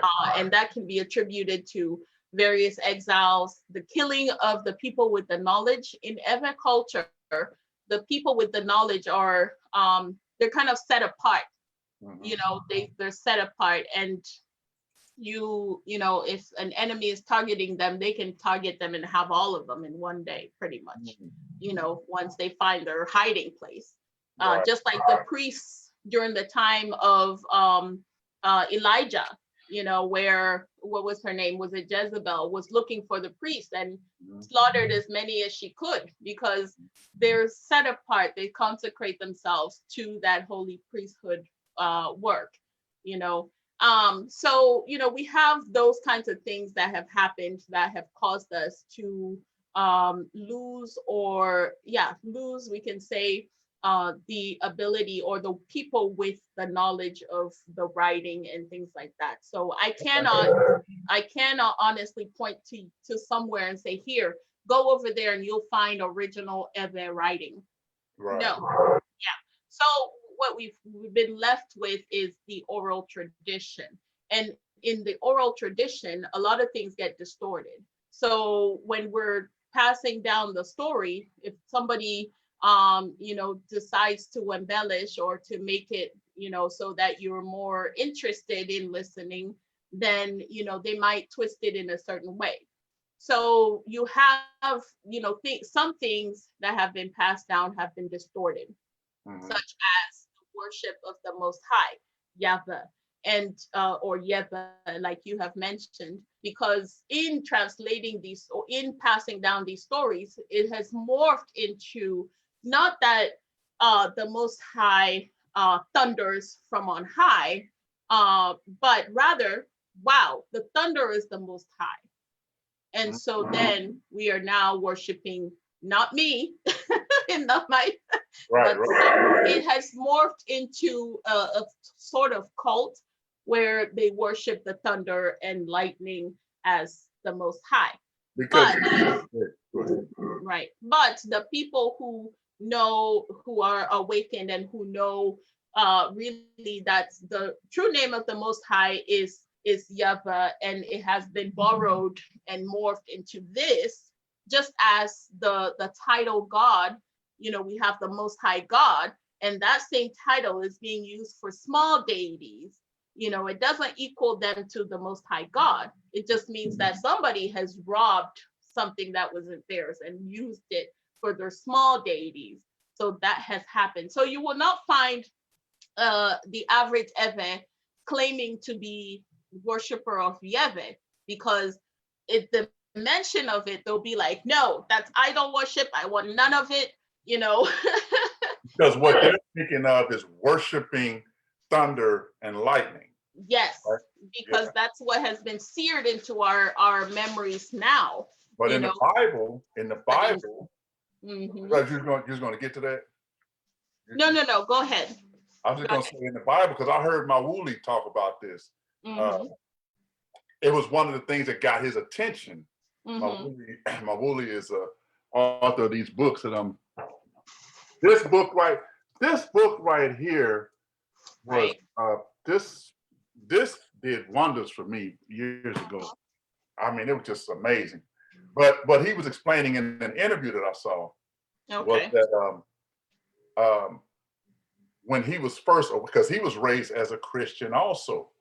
He lives in London, England, I think. He lives in England, I think. But he's from Ghana. He's Ehverh. But he grew up as a Christian. See, and this is the thing. A lot of them over there, we talked about this a little bit offline, but a lot of them over there, they know they are Ehverh, and some of them may even be studies of believers of the Bible, but they still don't connect the two together because they're seeing images of people of a different color who's supposed to be these people in the Bible. Absolutely. And none of the words translate to the words that they understand, so they never connect the two. Because everything African is shown to be satanic and evil and all, they just don't connect it. But what Mawuli said was when he saw that the name that they called God was Yahweh, and he recognized the God of thunder and lightning as Ehverh. And when he saw the similarities, that's what got his attention to just start researching. He wasn't just convinced. He just started, that kind of opened his eyes. And so anyway, but he talked about how the God of thunder and lightning happened at the Mount Sinai. Absolutely. And we have scriptures that tell us that the Lord thunders from on high. Yeah. So I just wanted to put that in there for context, so people don't just think that we're outreaching for something. Right. Wanted to put that in complete context. Now, so now you kind of alluded on this. I'm gonna get back on. Just like you didn't always know that your tribe were actual descendants of the biblical Hebrews, are there other Ewe, or more accurately, Ehverh people who don't know their history in Africa? Are there more people in your tribe that don't know their biblical connection, like that they are descendants of the people of the Bible? Are there some who don't know or don't believe that? Right. Oh yeah, there are a lot actually, and even sometimes when you present this information to our own people who do speak the Ewe language and other languages such as the Ga language, or it may be Akan, or it may be Yoruba or Igbo, sometimes you present the information to them and they look at you, like, wow, where did you? I have received comments online where someone even said, where did you come out with this? So there's that. There are people. I heard the same. Well, some of the same stuff. Yeah. Right. There are people who just don't believe it. But then if they just give it a minute and hear what you have to say, there's no debate. There's no debate about the language, the oral tradition. There's that is it's a done deal, you know. Yeah. Yeah. So it's easy to wake people up as long as they're willing to listen. They're not over religious. Yeah. So now, is it important to know? We're gonna wrap this up. Is it important to know the history of your people? Absolutely, it's very important because our future depends on it. We have to do the work and know who we are and who we are amongst, so that we don't fall in the same traps as our fathers and our grandfathers and great-grand, and also so that we know, the way that the Lord has set for us to walk, the Most High God has set for us to walk. And we also need to be knowledgeable of the prophecies, so that we also know how to live our life, in which direction to go. Right. Now, people, if you have any questions, write your questions down. We're going to take just a few questions. We kind of went over time. We went way over time. But, yeah, but she's willing to answer a few questions. But I'm going to say this. I'm going to ask. Okay, so over here, when I was in school, we took courses in history, right? But what we learned was really Eurocentric history. We really learned and are still learning Eurocentric history, or history from a European's perspective. Right? And I wouldn't have a problem with that if I was European. It wouldn't be a big deal. This is why I thought history was the most boring class in school. But had I learned about great people like Mansa Musa, Shaka Zulu, Imhotep, the Ehverh people, the Igbos, the Gas, the Balantas, the Lemba, which ones were physical descendants of the biblical Hebrews and who were not, the wars that people who look like me have won, even against white people, and that all indigenous African religions are not satanic, which subliminally says something bad about African people. If you believe that all indigenous African religions are satanic, that subliminally says something bad about African people, which says something bad about you. But these history classes would have been very interesting to me had those things been taught. So I'm sure of this. Do you believe that it matters who teaches your history to you? Does it matter who teaches your history? Well, I don't think it matters as long as it is the right history. It needs to be the correct history. It doesn't matter the envelope that it came in, but it needs to be the correct history. Okay. But at this time, with what we're presented with the institutions promoting the history that favors those who have, that favors the West. Let me just put it plainly. That's the history that has been promoted to, for example, even my parents and their parents. Since the time of colonization, that's been the history that's been promoted. Right. So we have to first educate ourselves and then teach our own history, because the reality is that other people are not going to come and teach it to us. We just have to accept that. Right. We can let our children learn the Western history, but we have to also teach them the difference. We also have to teach them the correct, true history. So, yeah, go ahead. I'm sorry. Yeah, but we won't get it accurate unless we ourselves are educated in the true history. Right. So at the end of the day, like I was saying at the beginning, it is really our responsibility to make sure that our children know their proper history. And like you were saying, but we can't teach what we don't know. So we get upset at the school system and this and that, Right. It's really our responsibility. It's really, and we can do it. Now, this is, I think we're getting down to the last question. So I'm not, now you don't have to answer this. I'm going to ask anyway. I've gotten under some, a little pressure, or whatever, because I don't mind just saying what is true, what I believe is true. Mm-hmm. But so I'm not trying to make you sound racist, because true salvation is really not about race. It's really not about race.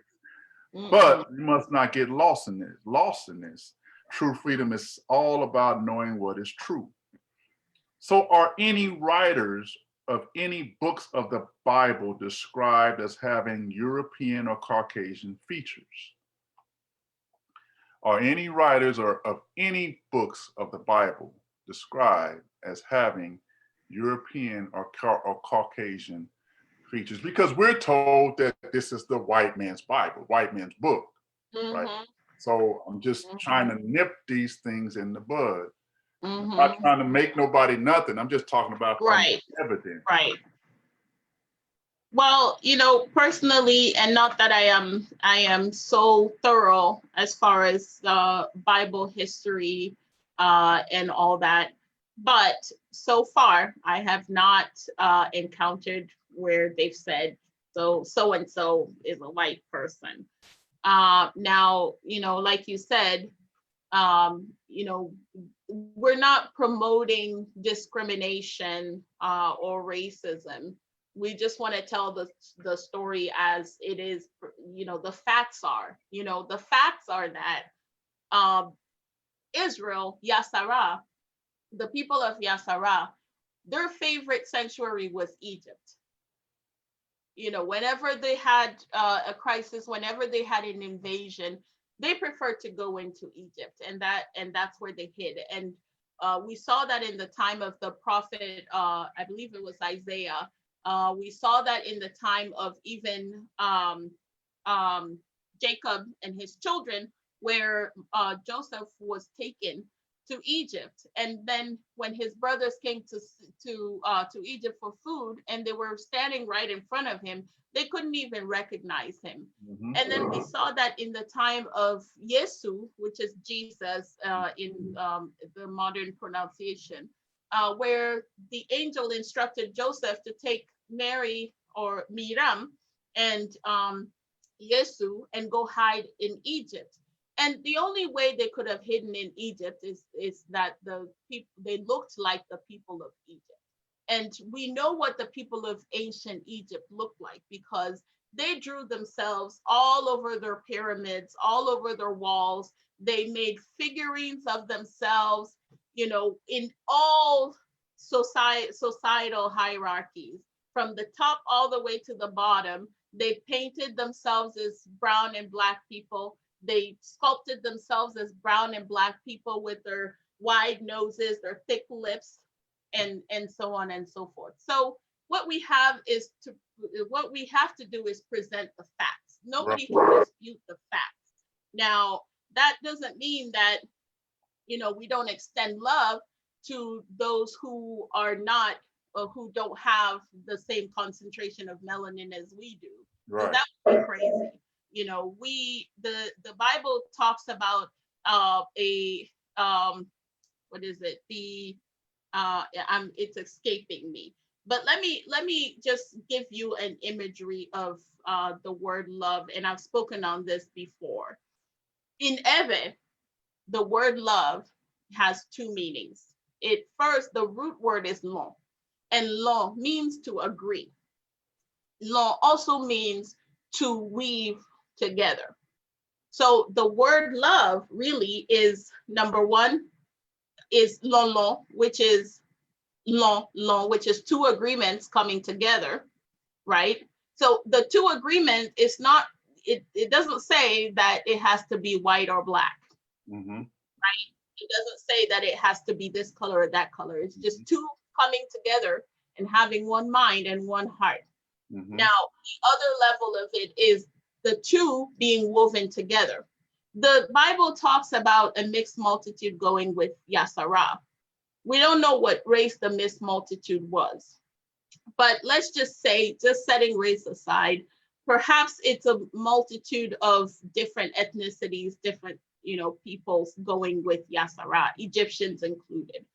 Now, had the Egyptians and this mixed multitude not agreed, not been in lolo with Yassara, would they have been able to go? No, because the Most High was watching over his people like a mother hawk, like a mother hen, rather. And anybody who was against them was quickly annihilated. And we saw that in various times when he defeated their enemies. So they wouldn't have gone with their enemies. So anyone who is offering us the love, we shouldn't reject them just because they're not from the fabric that we were cut out of. Right. God doesn't operate that way. We have to walk in the wisdom and love of the Most High. Right. So, and accept and extend love from anyone who is genuinely offering it to us. That's right. That's right. That's right. And we were actually called, the Hebrews, the Israelites, were actually called to be a light to the world, to the Gentiles, to people who are not. They're called to be a light. We're supposed, in other words, we're supposed to show him to the world, and he is love, the essence of what love is. So if everything if we're going to embrace this, we can't really embrace this without embracing who he is, which is true love, which is, that's, so you can't, we cannot use this to say that we can't use this to do to them what they did to us. Right. It don't work like exactly. But what we're talking about today is Jesus said the truth shall make you free. And truth makes you free. It don't set you, it makes you free. If you know what's true, if you know what's true, you have no choice but to be free. It's impossible to be bound when you know what is really true. So truth, if it's true, a lot of people say, well, that's your truth, and I'll just say, okay, truth is we true. just need to know what's not false. Right. Exactly. Yeah. We need to know what's not false. Yeah. So now, I wanted to say this before we're going to open it up for questions, but I just wanted to say this. This whole thing about the Middle East. So you have the continent of Africa. If you're thinking about the map, you have the continent of Africa, then you have this area that's called the Middle East. And then you have Asia, right? And then you have Europe to the north. So where does the term Middle East come in at?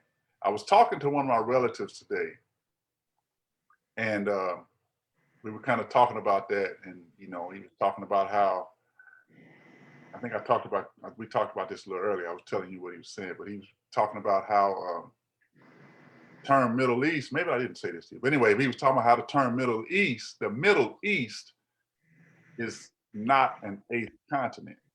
So when you ask what continent is Israel in, a lot of people will say it was in the Middle East, but the Middle East is not a continent. It's not a continent. That's right. There's only 7 continents still. It's not eight. It's Middle East is not an eighth continent. So originally Israel, and it still is, in the continent of Africa. Of Africa. Yep. That's a whole nother conversation. I don't want to drag that out too far, but that's but I'm just saying, this is why the term Middle East is used so much for Israel and Egypt to be disconnected from Africa. That's kind of a political. I want to open it up for any questions that anybody might want to have.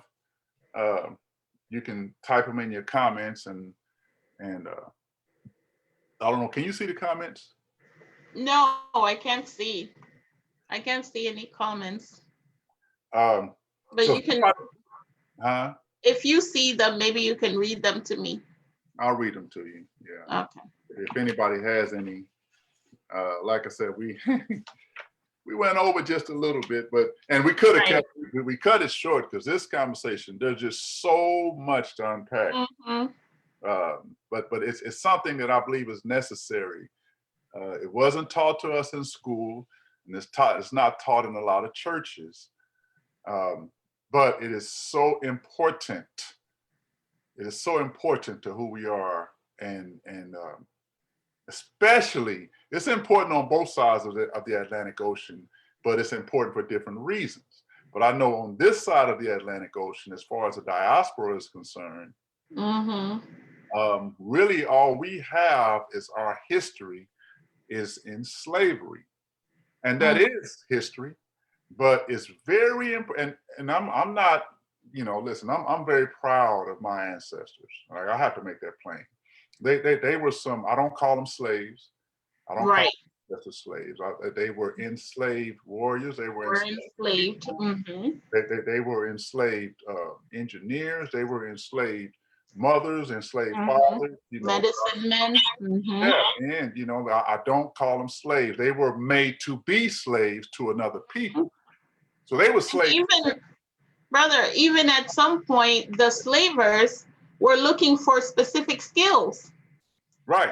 So they would look for those who were employed in cotton farming, or those who were employed in rice farming, so they can go and do those things in the places where they're taking them. So they're taking valuable, skillful people, Yeah, most definitely. Yeah, so I think it's very important when we call our ancestors slaves, we kind of take the humanness out of that term, out of that image in our mind. So it's very important, like I was saying at the beginning, to give our ancestors great honor, because you can't separate yourself from your ancestors. It just don't work. It don't work. It just don't work. So we have to see them in the best light, in the most dignifying way possible. Right. Very true. So I don't call them slaves, but they were enslaved. But we can't begin our history when we met the enslavers, the Europeans. So it's very important to connect to the other side of the waters for it is. And even people were enslaved right there. I've told my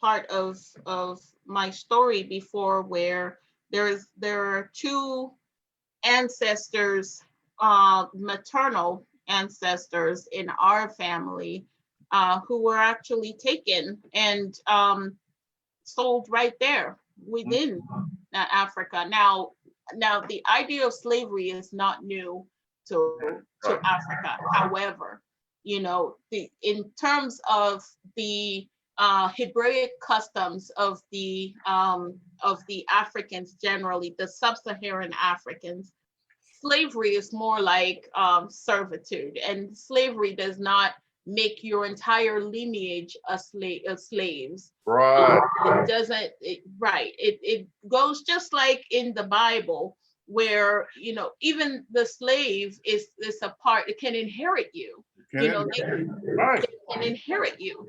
They're part of your family, and they are due respect.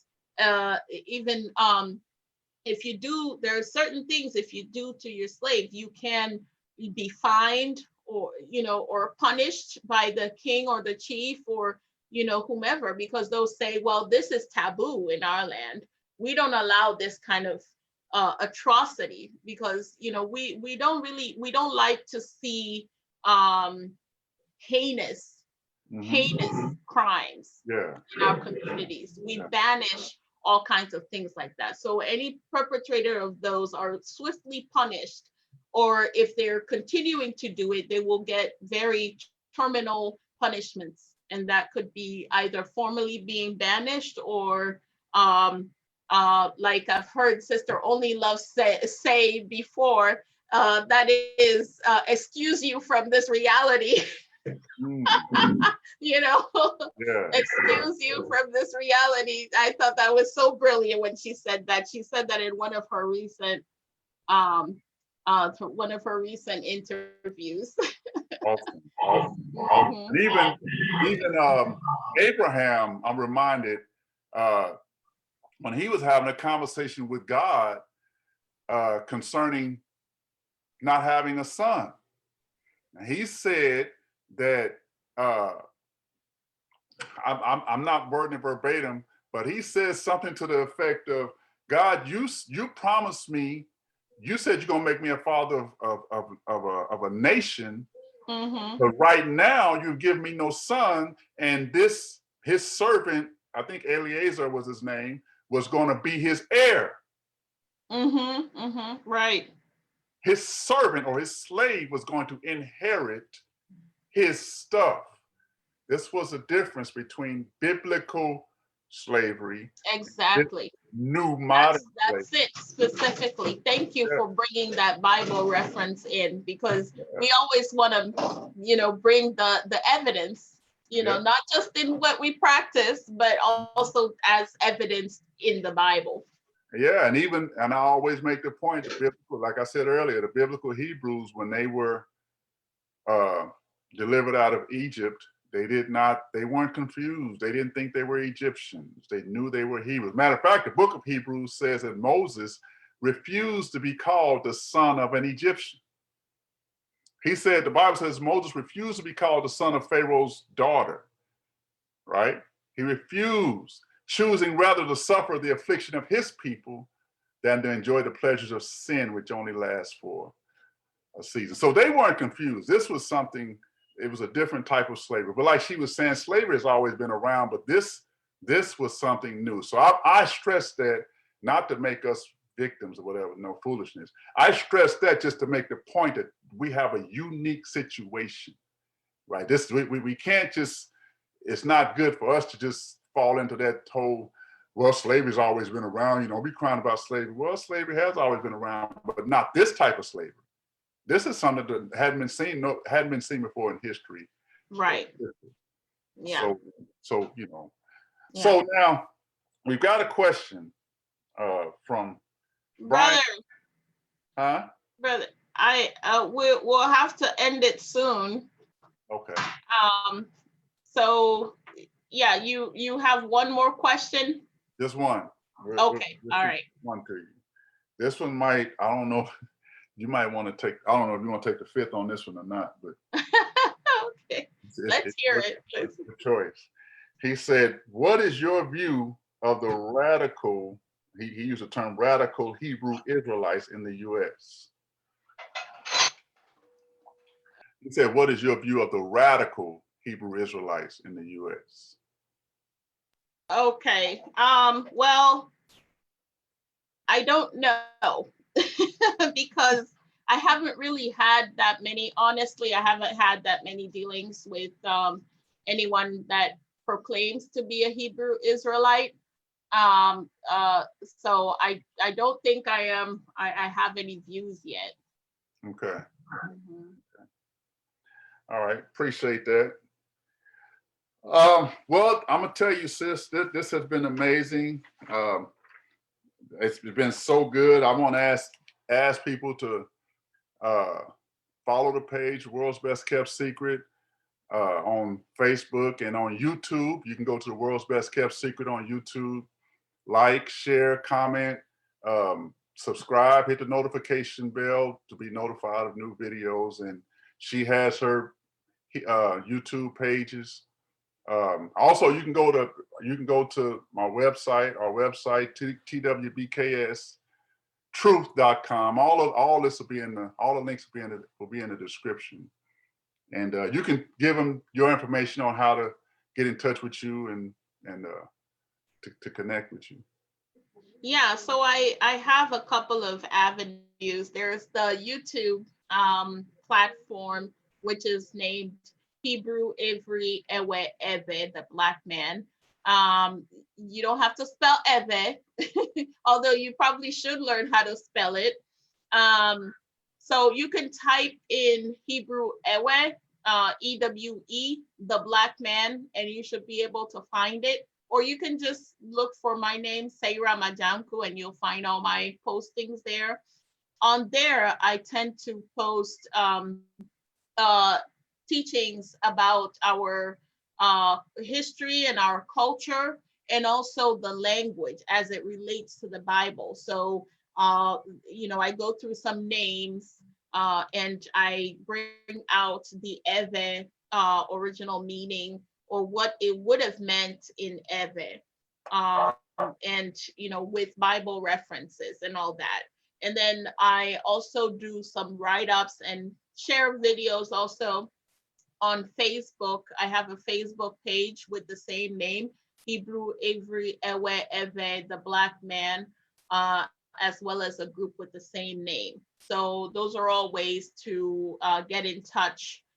So far, when I first set up the group, I made it a private group. And so it doesn't allow you, I didn't know that then, it doesn't allow you to share posts, which is so, it's silly, because we want to share, we want to educate ourselves, and the next thing we want to do is run to our loved ones and share with them. So then I created the page so that we can have that freedom to share. Awesome. Well, I appreciate you guys. The world's best kept secret. For those who don't know, the world's best kept secret is that the people who were taken from West Africa were in fact descendants of the biblical Hebrews, which means we have family over in Africa who are descendants of the biblical Hebrews. This is what we call the world's best kept secret. So that's what we're doing right now, is getting that out. But thank you all again for joining us. Please like, subscribe, or follow, and comment. And on YouTube, the world's best kept secret. Subscribe, share, just get in there and get all you can get. We appreciate you, Sister Seyram Adzanku. We just appreciate everything you're doing. You are a blessing to the community, and God bless you. Thank everybody for joining us. Get in the conversation. Talk to your people, tell the story. This is part of who we are. It's very important. History is part of who we are.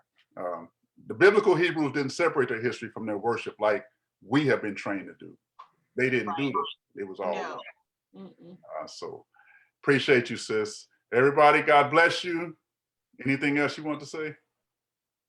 No, God bless you all. Thank you so much for staying with us through this interview. And, please go ahead and share the information and educate yourselves on the history and the whole history. As I say, the oral history may have had some transformation, but more than the documented history. And the oldest documented history we have is the Bible.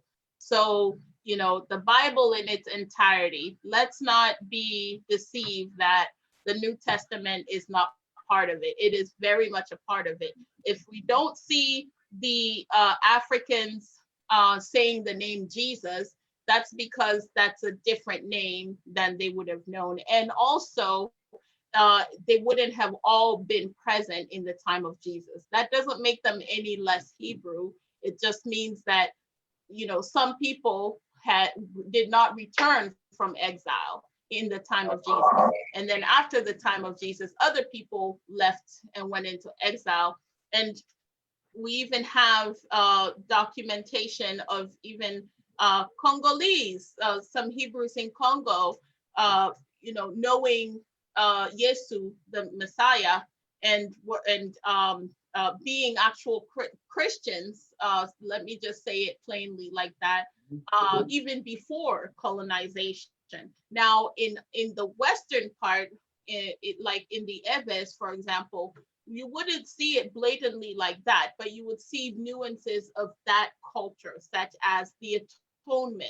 You would see the practice of the atonement. You would see the scapegoat practice. You would see those other Hebraic customs very, very deeply practiced within sub-Saharan Africa and other parts of Africa and the world. It's not just Africa. So we have to take the history in its entirety, and we have to focus, always make sure that the Bible, the word of Yah, the Most High, is our yardstick. So if someone is telling us something, let's go back and measure it, by the yardstick. Does it match up or doesn't it match up? And that's how we can be guided by His word, literally, which is Himself. Right. And there's so much more. I'm telling you, we just scratched the surface. There is so much more on so many different levels. I mean, there were Hebrews who left Egypt before they got before they went into slavery. There's Hebrews. There's so many different. There's so much that we can talk about. So please understand, we're just scratching the surface. There's so much more to this.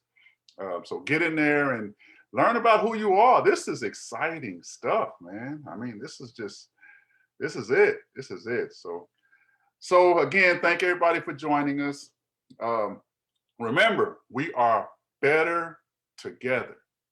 We are better together. That's it right there. So, all right, everybody, we're going to get out of here. Shalom. Peace. Thank you, sis, again. Appreciate you.